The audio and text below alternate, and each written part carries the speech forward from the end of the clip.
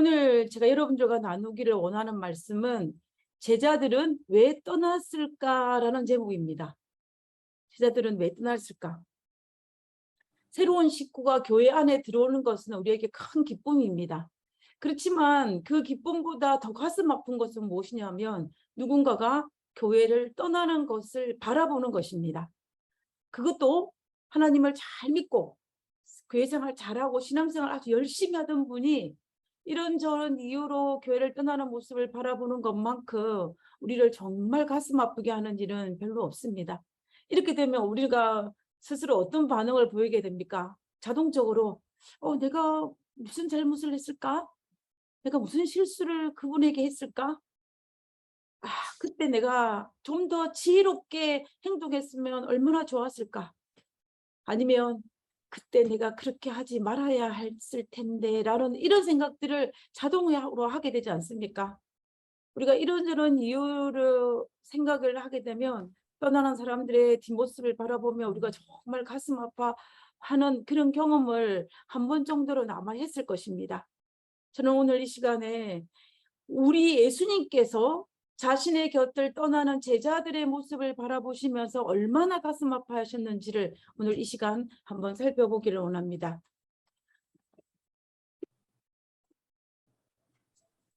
오케이. 요한복음 6장 66절에서 67절에 있는 말씀입니다. 우리 성경책 요한복음 6장을 펼쳐서 같이 보시면 아마 더 좋을 것 같습니다. 오늘은 요한복음 6장에 있는 말씀을 가지고 은혜를 나누기를 원합니다. 제가 그 말씀을 한번 읽어보도록 하겠습니다. 그때부터 그의 제자 중에서 많은 사람이 떠나가고 다시 그와 함께 다니지 아니하시더라. 예수께서 12 제자에게 이르시되 너희도 가려느냐. 이 본문의 말씀은 예수님을 열렬히 추종했던 많은 제자들이 예수님을 떠나가고 다시는 그와 함께 다니지 아니하더라라는 말씀으로입니다. 이 말이 예수님께서 얼마나 가슴 아팠는지를 우리가 알 수 있는 것입니다. 그리고 이 말씀을 보면은 그들이 돌아와서 다시는 예수님과 함께 다니지 않았다라는 것을 의미합니다. 다시 말하면 영영이 떠나버린 것을 의미하는 것입니다. 이 모습을 지켜봤던 예수님이 정말 가슴이 아파서 남아있는 12 제자에게 말씀하시기를 너희도 가려느냐라고 말씀하시는 것입니다. 여러분은 예수님께서 이 말씀 너희도 가려느냐 이 말씀을 듣고 어떤 생각을 하십니까? 예수님께서 궁금해서 이 질문을 하였을까요? 제자들에게 12명 제자들에게? 아니면 아무 감정 없이 이 말씀을 하셨을까요? 그리고 아니면 책망하는 어투로 이 말씀을 하셨을까요? 저는 예수님께서 너희는 가려느냐는 이 말씀을 들으면서 예수님 말씀이 얼마나 녹아내렸는지를 알 수 있는 말씀이라고 생각합니다. 우리가 이 너희도 가려느냐를 여러 성경 버전으로 살펴보면 어떻게 번역되어 있냐면요. 너희도 가려느냐. 다른 번역에서는 너희마저도 가려느냐. 너희까지도 가려느냐. 너희들도 가려느냐라고 번역하고 있습니다. 그래서 이 말 속에는 예수님이 떠나가는 제자들을 바라보며 얼마나 가슴 아파했는지를 우리가 알 수 있는 예수님의 말씀입니다. 저는 하포고등학교를 다녔습니다. 이 하포고등학교는 어디에 있냐면 마산에 있습니다. 마산에서 제가 중고등학교를 다녔는데요. 이 마산에서 하포고등학교를 다닐 때 제가 그 고등학교 1학년 때 저의 단짝 친구 한 명을 교회로 인도한 적이 있었습니다. 그래서 이 친구를 3년 내내 같이 다 교회를 다녔고 또 수많은 추억을 쌓았던 친구가 바로 이 친구였습니다. 그래서 이 친구는 3년 동안 같은 교회를 다니고 같은 학교를 다니면서 우리가 같이 신앙생활을 했습니다. 결국 이 친구가 고등학교 3학년을 졸업하고 대학을 지나가는 과정에 있어서 이 친구는 어떤 꿈을 가졌냐면은 신학을 공부하려고 마음에 결심을 했습니다. 그래서 이제 신학생이 되기 위해서 저보다 먼저 침례를 받았어요.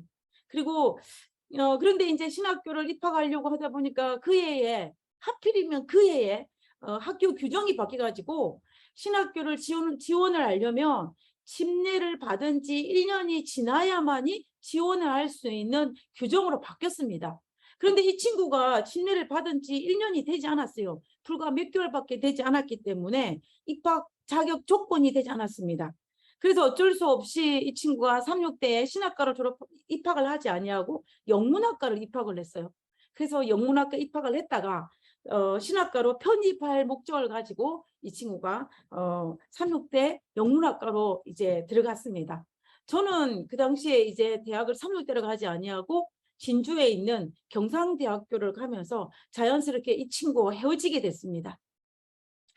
그런데 이제 같이 다른 학교를 가다 보니까는 이 친구의 소식을 오늘날처럼 핸드폰이 있는 세대도 아니기 때문에 연락을 자주 주고받지는 못했어요. 그러다가 이제 6개월이 지나고 한 학기가 지나고 두 학기가 지나는데 간간히 들리는 소식에 의하면 이 친구가 경제적인 상황으로 휴학을 했다는 소리가 들렸습니다. 그리고 이 친구가 이제 돈을 벌기 위해서 식당에서 아르바이트 한다는 소리가 들려요.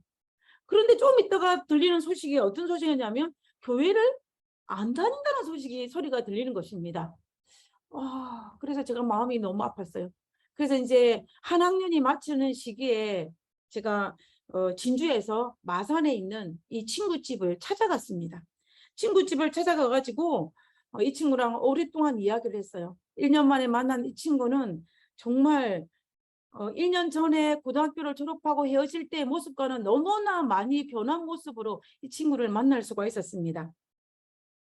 오랜 시간 같이 시간을 보내고 또 했지만은 제가 느낀 저희 감정은 1년 사이에 이 친구가 너무나 많이 바뀌었다는 것입니다.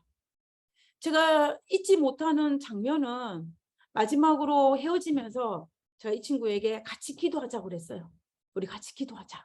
그러면서 이 친구 손을 잡고 제가 먼저 기도를 했는데 그런데 이 친구는 끝까지 기도를 하지 않는 것입니다. 저는 그와 헤어져서 버스를 타고 진주로 돌아오면서 얼마나 가슴이 아팠는지 그 고속버스 안에서 정말 많이 울었던 기억이 있습니다. 제가 한동안 그 친구로 인해서 가슴앓이를 오랫동안 했습니다. 그와의 만남이 그것이 마지막이었어요. 그 이후로 이 친구는 교회를 완전히 떠났고 또 교회 안에서 그의 모습은 볼 수가 없었습니다. 제가 시간이 지나서 제가 장성한 이후에 이 친구를 만나기 위해서 친구 찾기 프로그램이나 페이스북을 통해서 이 친구를 연락을 해봤지만 이 친구에 대한 어떠한 답장도 받지 못했고 그리고 그 친구는 그 어떤 이 연결을 할 수가 없었습니다. 저보다 더 열정적이었고 그리고 저보다 먼저 침례도 받고 저보다 먼저 신학 공부를 하기로 결심했던 친구였는데 그 친구가 예수님을 떠난 것입니다. 우리 주변에 많은 이들이 하나님을 떠나오는 사람들을 보게 됩니다. 정말 무서운 상상이지만 이런 모습들을 바라보면서 저는 자칫 잘못하면 나도 예수님을 떠날 수 있겠구나라는 생각을 하게 됩니다. 그리고 또 내 주변에서 같이 신앙생활 열심히 하지만 자칫 잘못하면 내 주변에 있는 이들도 예수님을 떠날 수 있는 위험 요소가 있다라는 생각을 하지 않을 수가 없습니다.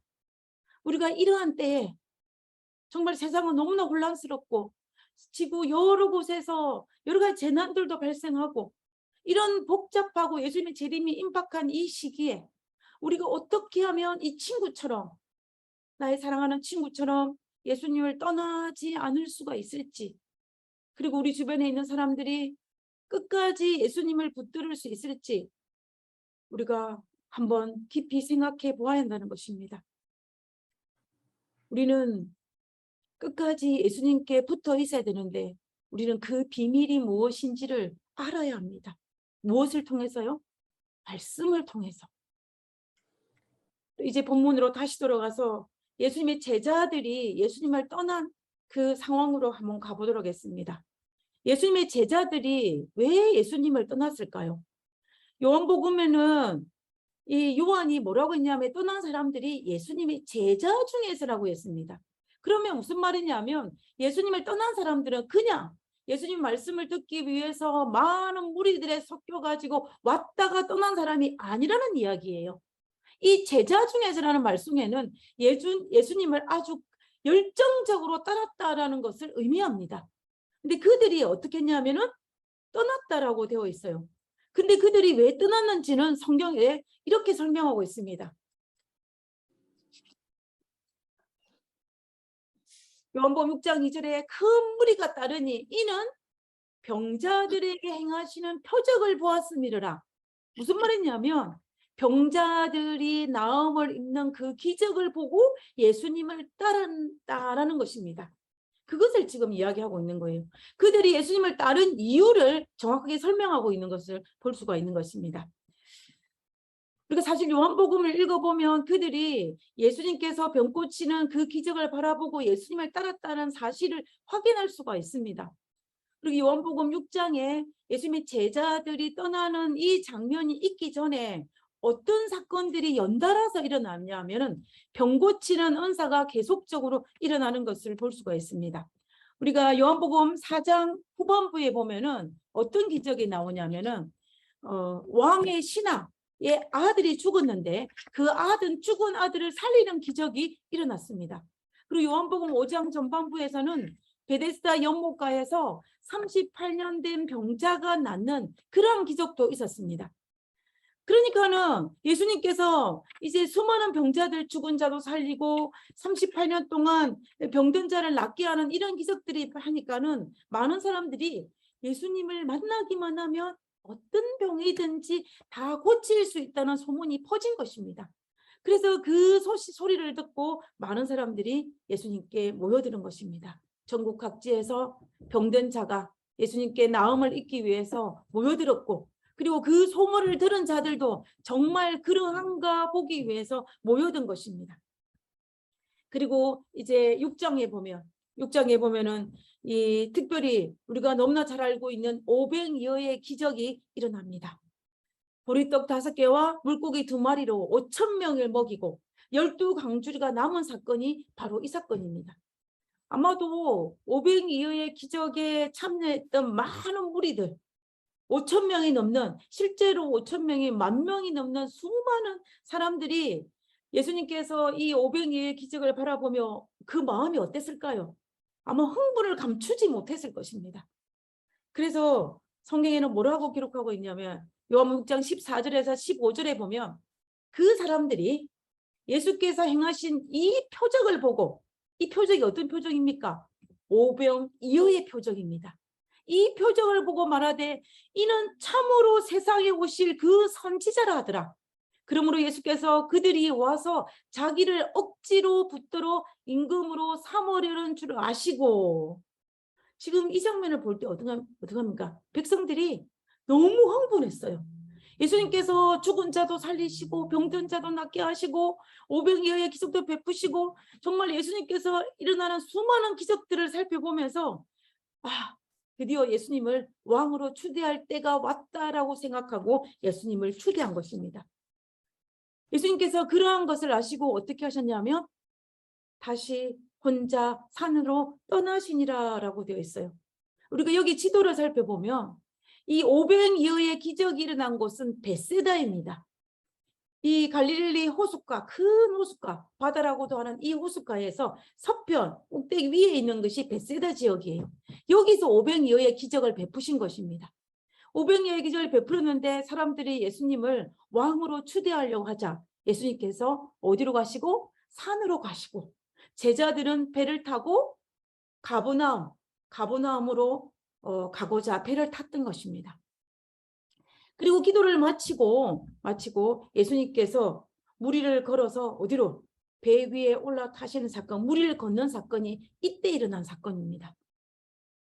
우리가 너무나 잘 알고 무리를 건 사건은 바로 벳세다에서 오병이어 사건이 일어난 그 다음인 것을 볼 수가 있는 것입니다. 그래서 결국 예수님과 제자들은 모두 갈릴리 동편의 가버나움으로 피해 갔습니다. 근데 그 다음날 아침에 날이 밝았을 때 이 벳세다에 있는 사람들이 다시 예수님의 기적과 또 예수님 주시는 떡을 먹기 위해서 누구를 찾아왔냐면 예수님을 찾아왔습니다. 자, 우리 한번 성경 보겠습니다. 6장 22절에 있는 말씀입니다. 이튿날, 그 다음 날입니다. 이튿날 바다 건너편에서 있는 무리가, 이 바다 건너편은 어디냐면은 예수님 입장에서 볼 때 가버나움의 건너편 벳세다입니다. 베세다 지역에 있던 무리가 배 한 척 외에 다른 배가 거의 없는 것과 또 어제 예수께서 제자들과 함께 그 배에 오르지 아니하시고 제자들만 가는 것을 보았더니 그들이 눈으로 배를 타고 제자들이 가버나움으로 가는 것을 그들이 보한 것입니다.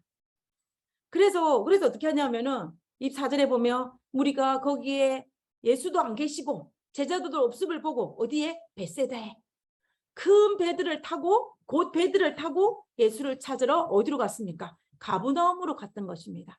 25절에 바다 건너편에서 예수님을 만나 랍비여 언제 여기 오셨나이까 하니 예수님이 없어진 줄 알고 이 제자들이 이 벳세다인 사람들이 급히 배를 타고 예수님을 만나기 위해서 벳세다에서 가버나움으로 건너온 것입니다. 예수님을 찾으러 온 것이에요. 이때까지만 해도 예수님을 따르는 사람들이 굉장히 많았습니다. 우리가 침례 요한의 제자들이 뭐라고 이야기했냐면 침례 요한의 제자들이 예수님이 등장하고 난 다음에 요한에게 몰려들었던 사람들이 다 예수님께로 몰려가자 요한의 제자들이 요한에게 불평하면서 뭐라고 했냐면 다 예수께로 가나이다 라고 하지 않았습니까? 그와 마찬가지로 많은 사람들이 예수님을 향하여 몰려들기 시작한 것입니다. 이렇게 많은 사람들이 예수님께 몰려들었는데 이제 그 6장 끝부분에 지날 때에 66절에 그때부터 그의 제자 중에 많은 사람들이 떠나가고 다시 그와 함께 다니지 아니하더라 라고 기록하고 있습니다. 이처럼 많은 사람들이 예수님께 몰려왔는데 다시 예수님을 떠나가고 다시는 예수님과 함께 다니지 아니하였다라는 것 슬픈 이야기입니다. 저는 한때는 교회를 열심히 다니고 하나님을 만난 체험을 간증하고 설교를 하면서 많은 사람들에게 감동을 주었던 사람들이 물러나는 모습을 보면서 참 마음이 많이 아픕니다. 그래서 한때는 제 꿈이 제가 누구를 부러워했냐면 교회 안에서 열정적으로 신앙하는 사람들을 굉장히 부러워했고 그리고 아주 명설교를 하는 사람들을 굉장히 부러워했어요. 그런데 지금은 제가 제일 부러워하는 것은 정말로 아주 열정적인 신앙하는 사람들보다 그리고 아주 설교를 아주 잘하는 사람들보다 더 부러워하는 것은 정말 흰머리가 가득한 긴 시간을 살아오면서 정말 한결같이 어린아이와 같은 신앙을 하는 사람들을 바라볼 때 그 모습이 그렇게 부러울 수가 없습니다. 그래서 저는 그분의 모습을 보면서 하나님께 기도합니다. 하나님, 저도 저분처럼 나이가 들면 들수록 더 하나님을 정말 더 사랑하고 어린아이와 같은 그런 신앙을 하게 해달라고 기도합니다. 우리 모두는 정말로 하나님께 그런 기도를 드려야 할 것입니다. 우리가 나이가 들면 들수록 예수님께 오시는 그날까지 우리가 중간에 물러가는 자가 아니라 끝까지 하나님을 섬기고 또 하나님 안에서 어린아이와 같은 그런 신앙을 할 수 있는 그러한 우리가 되게 해달라고 하나님께 기도해야 할 것입니다. 그리고 그러한 결심을 우리가 날마다 해야 할 것입니다. 자, 그러면 이제 본문으로 다시 돌아가서요. 이 요한복음 6장을 반복하여 읽어보면은 예수님의 제자들이 예수님의 떠난 이유를 발견할 수가 있습니다. 그 이유가 뭐냐면 6장 26절입니다. 예수께서 대답하여 이르시되 내가 진실로 진실로 너희에게 이르노니 너희가 나를 찾은 것은 너희가 나를 찾기 위해서 배를 타고 베세다에서 가버나움으로 넘어온 것은 너희가 나를 찾기 위해서 많은 사람들이 몰려드는 것은 이유가 무엇이냐면 표적을 본 까닭이 아니요 떡을 먹고 배부른 까닭이요 라고 말씀하셨습니다. 이 본문을 가만히 읽어보면 예수님을 찾았던 많은 무리들이 찾은 이유가 먹고 배부른 까닭이라고 말하고 있는 거예요. 예수님께서는 그들이 무엇 때문에 예수님을 찾아왔고 무엇 때문에 예수님께 몰려들었는지를 정확하게 알고 그것을 지적한 것입니다. 예수님께서 병 고치는 기적을 보고 그리고 육신의 떡을 먹고 배부른 까닭으로 다시 말하면 눈에 보이는 것, 자신의 이익을 따라서 예수님 앞에 몰려왔다라고 지금 누가 예수님께서 그들에게 책망하고 있는 것입니다. 그러면서 예수님께서 그들에게 권면하시기를 뭐라고 말씀하시냐면 27절에 썩을 양식을 위하여 뭐 하지 말고 일하지 말고. 썩을 양식이 어떤 양식입니까? 먹고 배부른 것입니다. 병든 자를 고치는 기적입니다. 그것을 위하여 일하지 말고 무엇을 위하여? 영생하도록 있는 양식을 위하여 하라. 이 양식은 인자가 너희에게 주리니 인자는 아버지 하나님께서 인치신 자니라 라고 말씀하십니다. 그러면서 예수님께서 말씀하시기를 결국은 육신의 떡과 병 고치는 어떤 기적 같은 그런 것만 보고 따르지 말고 지금부터는 무엇을? 영생하기 위한 하나의 양식을 위하여서 말하고 말씀하고 계시는 것입니다. 그러면서 하나님께서 말씀하시기를 하늘에서 본인이 자신이 나는 하늘에서 내려온 살아있는 떡이라고 말씀하시는 것입니다. 다시 말하면 영생의 양식이라는 것입니다. 나는 하늘에서 내려온 살아있는 떡이니 사람이 이 떡을 먹으며 영생하리라. 내가 줄 떡은 곧 세상의 생명을 위한 내 살이니라 하시니라. 우리가 이 본문의 말씀을 읽으면서 예수님께서 자신을 하늘에서 내려온 산떡이라고 말씀하십니다. 그 다음에 53절에 보면은 예수께서 이러시되 내가 진실로 너희에게 이르노니 인자의 살을 먹지 아니하고 인자의 피를 마시지 아니하면 너희 속에 무엇이 없느니라? 생명이 없느니라. 그러므로 내 살을 먹고 내 피를 마시는 자는 영생을 가졌고 마지막 날에 내가 그를 다시 살리리니라고 약속하셨습니다. 예수님께서 자신을 따르는 무리들에게 지금까지는 너희들이 썩을 양식을 믿고 찾아왔지만 지금부터는 그것을 버리고 영원한 영생을 줄 수 있는 양식, 곧 예수님을 믿으라고 라고 말씀하고 계시는 것입니다.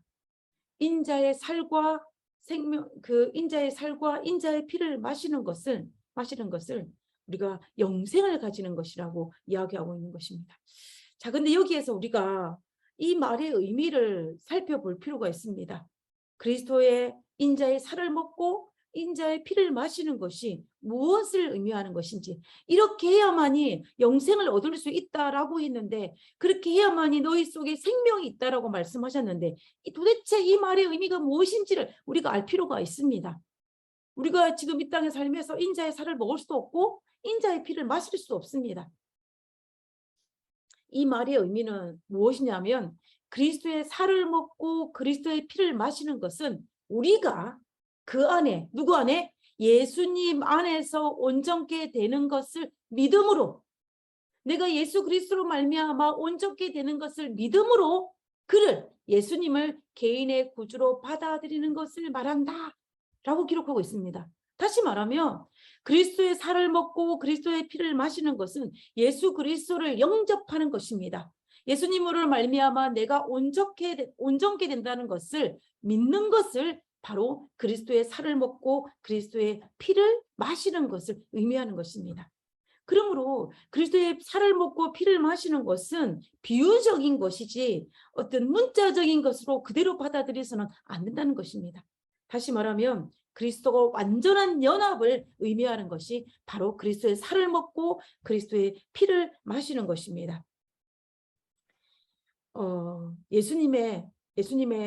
예수님께서 나의 구원자이시고 예수님이 나의 죄를 지시고 십자가에 달려 돌아가셨다는 사실을 내가 그대로 받아들이는 것, 그로 말미암아 내가 영원한 생명을 얻었다고 믿는 것, 그것이 바로 그리스도의 살을 먹고 피를 마시는 것입니다. 예수님과 영적인 교제를 의미한다라고 볼 수 있는 것입니다. 이것은 실제로 우리가 지금 이 땅에 살아가면서 우리가 이것을 기념하기 위해서 무엇을 합니까? 성찬 예식을 하지 않습니까? 성찬 예식을 하는데요. 제가 이번 주에 나파교회에서는 성만찬 예식이 있습니다. 저는 성만찬 예식을 할 때 떡과 포도즙을 먹으면서 꼭 빼먹지 않고 하나님께 기도하는 기도 제목이 하나 있습니다.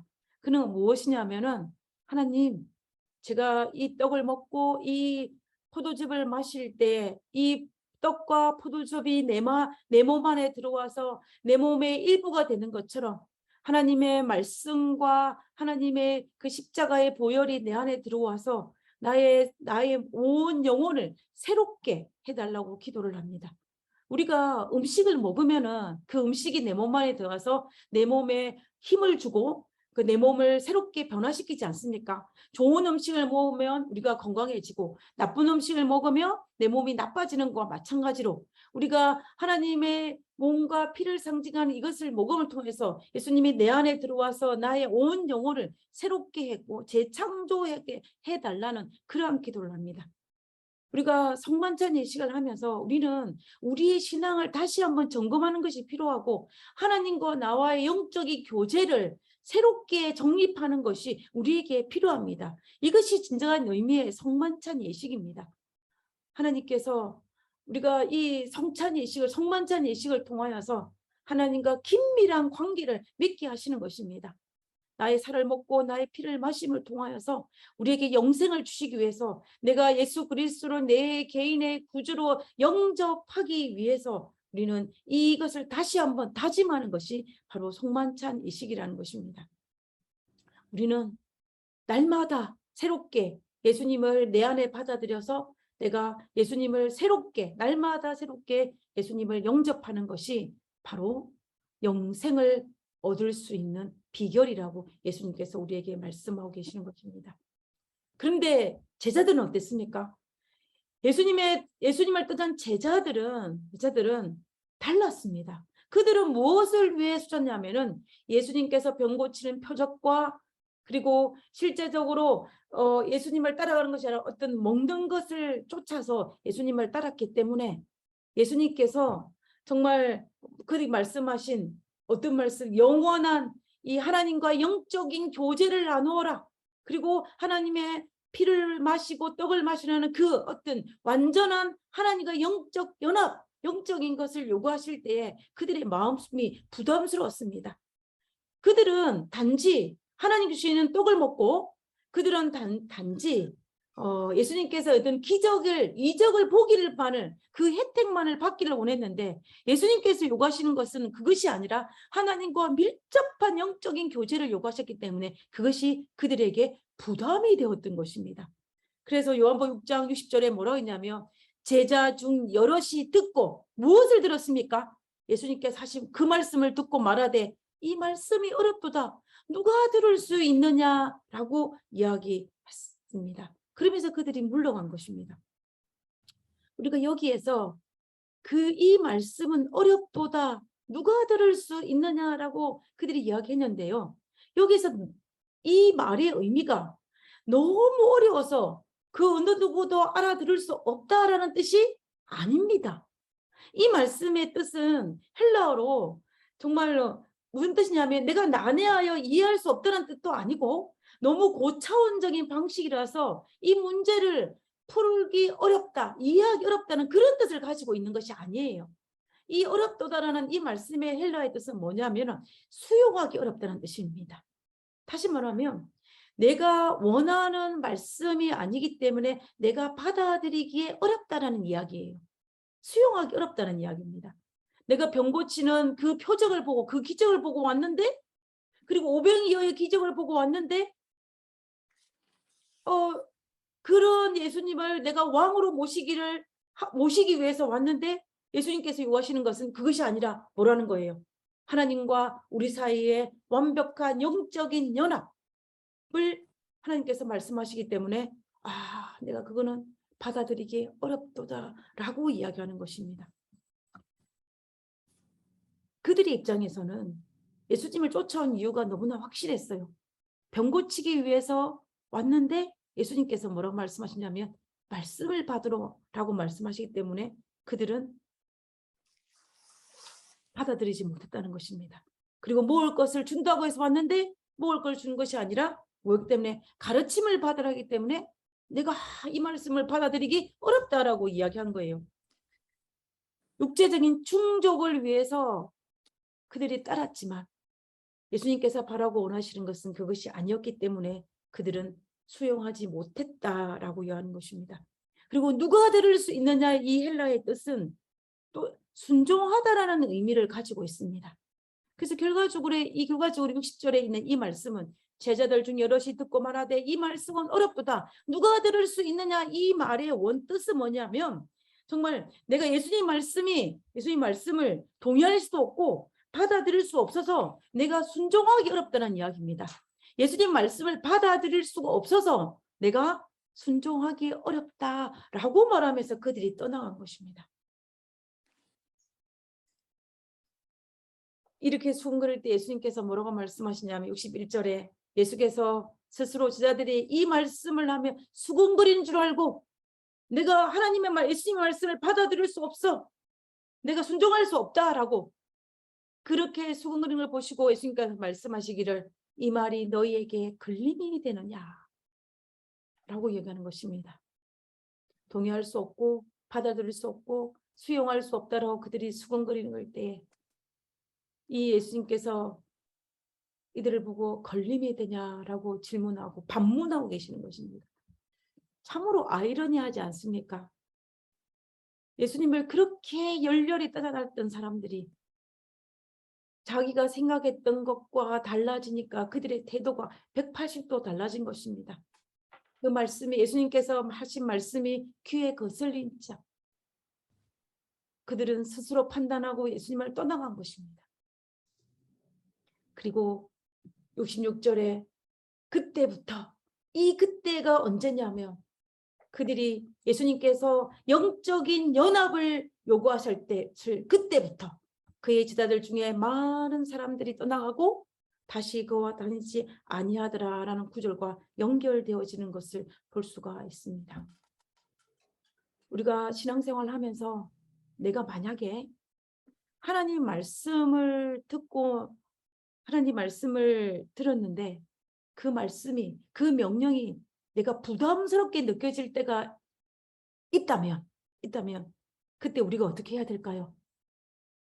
내가 깊이 생각을 해야 될까요? 아닙니다. 생각하지 마십시오. 우리의 생각은 정말 어리석은 생각으로 나갈 수 있기 때문에 생각해야 될 때가 아니에요. 그때는 어떻게 되냐면 무릎을 꿇고 기도해야 될 때입니다. 하나님의 말씀이 내게 부담스럽고 하나님 말씀이 내가 받아들이기에 조금 어렵다고 느껴질 때는 내가 생각해야 될 시간이 아니라 하나님께 무릎을 꿇고 하나님께 기도해야 될 때가 바로 그때라는 것입니다. 그리고 하나님 말씀이 나의 삶 속에 걸림이 될 때 하나님의 말씀이 나의 마음속에 불평거리를 제공할 때 그때도 마찬가지로 내가 생각해야 될 때가 아니라 무엇을 해야 될 때? 하나님께 기도해야 될 때고 말씀으로 돌아가야 될 때입니다. 그렇지 아니하면 누구처럼 여기에 66절에 있는 예수님을 그렇게 열렬히 추종했던 그 사람들, 그 제자들 중에 떠나갔던 그들과 우리도 함께 떠나갈 수 있는 위험 요소가 있습니다. 많은 제자들이 떠나가고 예수님이 가슴 아파하지 않았습니까? 우리가 예수님의 아픈 손가락이 될 수 있다는 사실을 우리는 절대로 잊어서는 안 됩니다. 예수님께서 떠나가는 제자들을 바라보고 너무 가슴이 아파서 뭐라고 이야기했습니까? 너희도 가려느냐라고 물었죠. 그때 베드로가 뭐라고 대답합니까?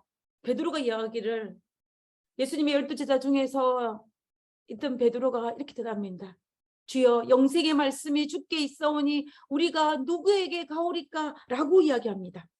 베드로가 떠나지 않았던 이유를 68절에 정확하게 이야기했습니다. 베드로는 나는 하나님의 기적이나 병 고치는 역사나 떡을 먹기 위해서 예수님을 따른 것이 아니라 누구를 위해서? 예수님의 영생의 말씀, 하나님과 영적인 교제, 하나님을 영접한 그것으로 인하여 왔기 때문에 나는 떠나지 아니하겠다라는 것이 바로 베드로의 고백인 것을 우리가 볼 수가 있다라는 것입니다. 그러므로 우리는 그리스도와 영적인 연합을 이루어야 합니다. 이것이 얼마나 중요한 것인지 모릅니다. 만약 그렇지 아니하면 우리도 예수님을 열렬히 따랐지만 언제? 과거에. 그리고 지금도. 그러나 어느 날 떠나간 제자들처럼 떠나갈지 모릅니다. 그렇기 때문에 우리가 필요한 것은 무엇이다? 그리스도와 날마다 맺는 영적인 연합인 것입니다. 예수께서 우리에게 요구하시는 것은 그분의 살과 피를 마시는 것입니다. 그분의 피와 살을 먹으면서 그분을 믿음으로 친밀한 영적 교제를 나누는 것이 예수님께서 우리에게 요구하시는 것입니다. 우리가 영적인 연합을 이루는 것이 바로 예수님께서 우리에게 요구하신다는 것을 우리는 결코 잊어서는 안 됩니다. 내 마음속에 때로는 힘든 어려움이 발생할 때, 그때 내 마음에 정말 말씀을 그대로 받아들이지 못하는 상황이 발생하거나, 또 예수님 말씀이 내 마음에 의심이 생기거나 이런 일이 생길 때 우리는 무릎을 꿇고 기도하면서 예수 그리스도를 개인의 구주로 영접하는 일에 날마다 새롭게 경험되어져야 한다는 것입니다. 예수님의 제자들은 예수님의 표정만을, 어떤 기적이나 이런 것만 쫓았기 때문에 그들은 예수님을 떠나갔고, 그러나 베드로는 영생의 말씀을 쫓았기 때문에 베드로는 떠나지 않았습니다. 우리는 이 두 차이를 반드시 기억해야 합니다. 우리가 같은 교회 안에 같이 열심히 하나님을 섬기고 있지만, 그러나 내가 무엇을 추구하면서 하나님을 섬기는지를 나 자신을 되돌아볼 필요가 있다는 것입니다. 복을 받기 위해서, 어떤 이적이나 이런 걸 위해서가 아니라 예수 그리스도가 내 개인의 구주요, 예수님이 나를 위해 십자가에 달려 돌아가시고 예수님이 나를 구원하시고 예수님께서 나와 함께 하신다는 그런 영적인 친밀한 연합이 있을 그때에 우리는 결코 떠나지 않는다는 사실을 우리가 잊어서는 안 된다는 것입니다. 그러면 우리는 매일의 삶을 되돌아보면서 정말 우리가 얼마나 열심히 열정적으로 기쁜 마음으로 하나님을 사모하는 마음으로 날마다 그분의 피와 그분의 살을 먹으면서 그분과 밀접한 영적 교제를 나누어야 한다는 것입니다. 베드로의 고백처럼 영생의 말씀이 여기 있어오매 내가 어디로 떠나오리까 라고 했던 그 고백이 오늘 이 시대를 살아가고 있는 우리들의 고백이 되었으면 좋겠습니다.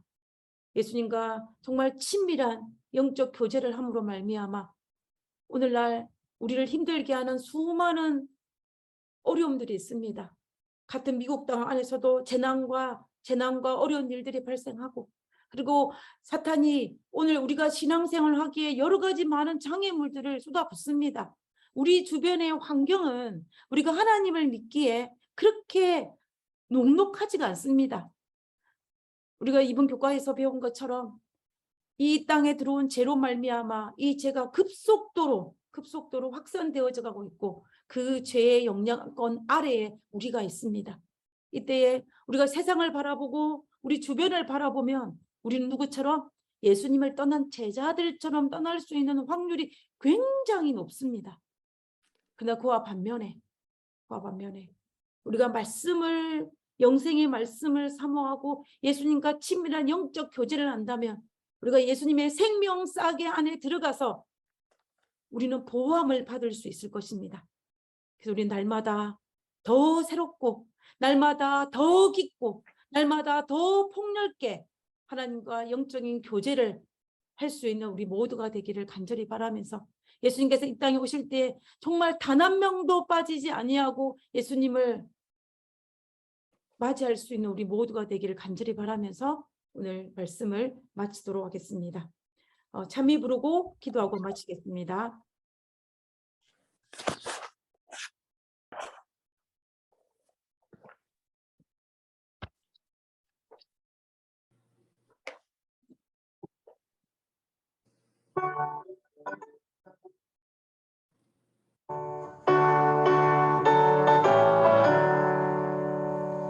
주여 세상을 바치도록 하시고 나의 선지하며 사랑 전하소서. 나를 위해 빛을 내사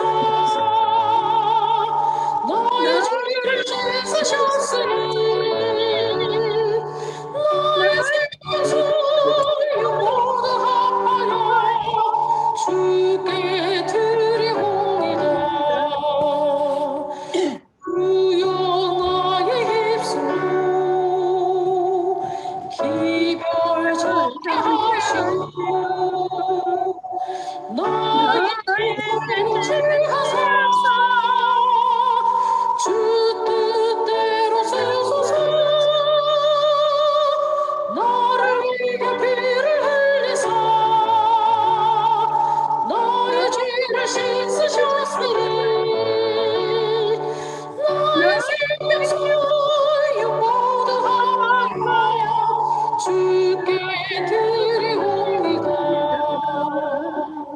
나의 뜻과 생각이 주 뜻되게 하시고 나의 마음을 지워 충성하게 하소서 나를 위해 피를 흘리사 너의 죄를 씻으셨으니 너의 생명 소유 모두 합하여 주께 드리옵니다. 나의 울과 사랑을 모두 주께 바치며 영원토록 주의 몸드리려 합니다. 나를 위해 피를 흘리사 너의 죄를 씻으셨으니 너의 생명 소유 모두 합하여 주께 드리옵니다. 기도하겠습니다. 아멘. 영생의 말씀이 주께 있사오니 우리가 누구에게로 가오리까? 아버지여, 이 베드로의 고백이 날마다의 우리의 고백이 되게 주여 도와주시옵소서. 아멘.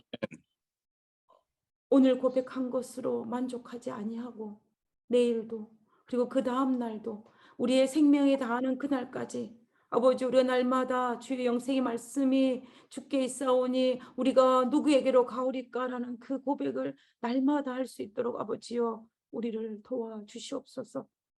아멘. 불쌍히 여기사 예수님 오시는 그날까지 우리를 붙들어 주시고 정말 결코 낙오되지 아니하고 정말 떠나간 제자들이 아니라 예수님께 끝까지 붙어있는 그런 제자의 삶을 살 수 있도록 주여 도와주시옵소서. 아멘.